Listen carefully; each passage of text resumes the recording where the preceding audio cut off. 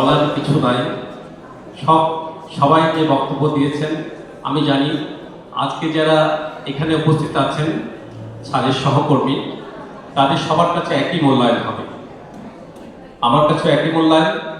আমি যেহেতু তার সাথে সরাসরি বিভাগে কাজ করার সুযোগ পেয়েছি। আমি যখন রাজশাহী কলেজে 2010 সালে যোগদান করি, তিনি তখন ভারপ্রাপ্ত বিভাগীয় প্রধান ছিলেন, যার ফলে সরাসরি তার সাথে কাজ করার সুযোগ হয়েছে।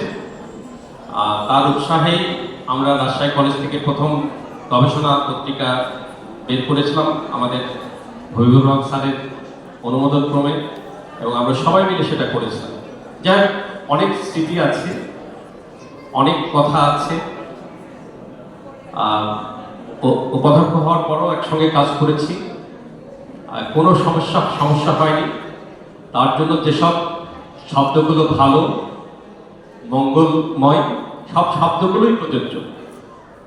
তিনি ভালো মানুষ, এটাই হচ্ছে বড় কথা। তো এই ব্যাপারে কারো দ্বিধা নাই। আমি যেহেতু বক্তব্য সংক্ষেপ করব, স্যারের কথাই বরং শুনবো, যার ফলে আমি আর কথা বাড়াবো না।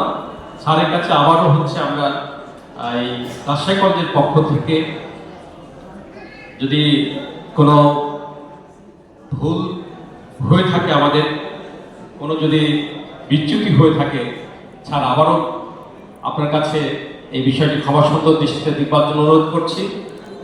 আর পরিশেষে আমাদের জন্য দোয়া করবেন, আমরা যেন ভালো থাকি, আপনার পরিজন নিয়ে আপনি ভালো থাকবেন, সুখে থাকবেন, এই কামনা করছি।